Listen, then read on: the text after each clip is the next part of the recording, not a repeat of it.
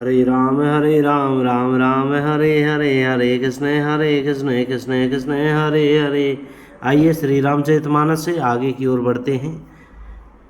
सुनी सुमंत्र सिय शीतली बानी, भयो विकल जनु फनी मनी हानि। नैन सूज नहीं सुनई न काना, कही न सकई कछु अति अकुलाना। श्री राम जय जय राम। सुमंत्र सीता जी की शीतल वाणी सुनकर ऐसे व्याकुल हो गए जैसे सांप मणि खो जाने पर नेत्रों से कुछ सूझता नहीं, कानों से सुनाई नहीं देता। वे बहुत व्याकुल हो गए, कुछ कह नहीं सकते। राम प्रबोध कीन बहु भांति। श्री रामचंद्र जी ने उनका बहुत प्रकार से समाधान किया तो भी उनकी छाती ठंडी न हुई। साथ चलने के लिए मंत्री ने अनेकों यत्न किए, युक्तियां पेश की, पर रघुनंदन श्री राम जी उन सब युक्तियों का यथोचित उत्तर देते गए।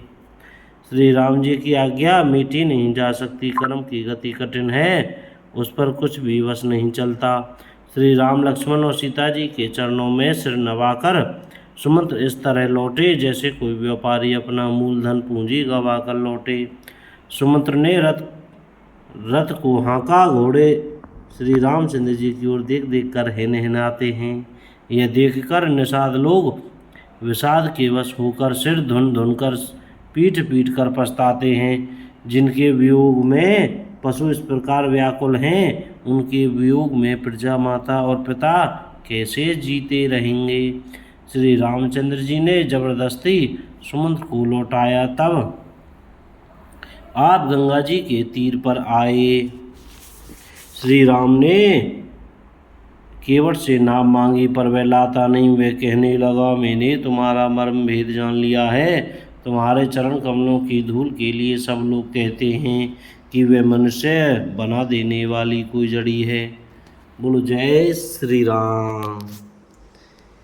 जिसके छूते ही पत्थर की शिला सुंदरी स्त्री हो गई। मेरी नाव तो काठ की है, काठ पत्थर से कठोर तो होता नहीं। मेरी नाव भी मुनि की स्त्री हो जाएगी और इस प्रकार मेरी नाव उड़ जाएगी। मैं लुढ़ जाऊंगा अथवा रास्ता रुक जाएगा, जिसके आप पार न हो सकेंगे और मेरी रोजी मारी जाएगी।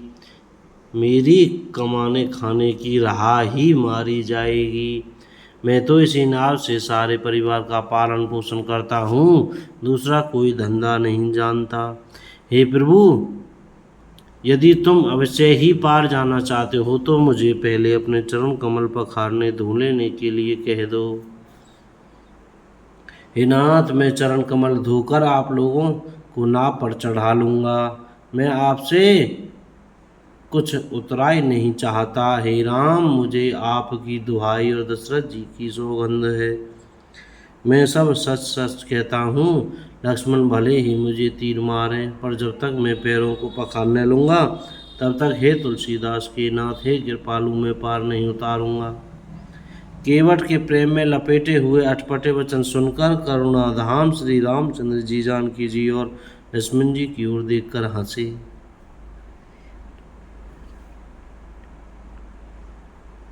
कृपा के समुद्र श्री रामचंद्र जी केवट से मुस्कुराकर बोले, भाई तू वही कर जिससे तेरी नाव न जाए। जल्दी पानी ला और पैर धो ले, देर हो रही है, पार उतार दे। एक बार जिनका नाम सिमरन करते ही मनुष्य अपार भवसागर के पार उतर जाते हैं, और जिन्होंने वामनावतार में जगत को 3 पग से भी छोटा कर दिया था, 2 ही पग में त्रिलोक को नाप लिया था, वही कृपालु श्री रामचंद्र जी गंगा जी से पार उतारने के लिए केवट का निहोरा कर रहे हैं। प्रभु के इन वचनों को सुनकर गंगा जी की बुद्धि मुंह से खिंच गई थी कि वे साक्षात भगवान होकर भी पार उतारने के लिए केवट का निहोरा कैसे कर रहे हैं। परंतु समीप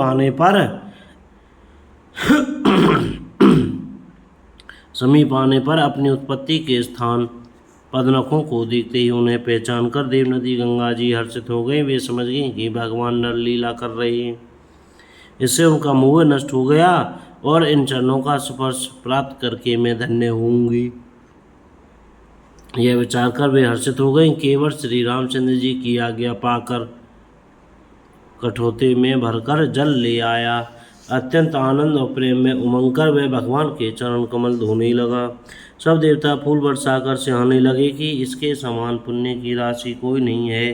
चरणों को धोकर और सारे परिवार सहित स्वयं उस जल चरणोदक को पीकर पहले उस महान पुण्य के द्वारा अपने पितरों को भवसागर से पार कर फिर आनंद पूर्वक प्रभु श्री रामचंद्र जी को गंगा जी के पार ले गया। निषाद राज और लक्ष्मण जी सहित श्री सीता जी और श्री रामचंद्र जी नाव से उतरकर गंगा जी की रेत बालू में खड़े हो गए।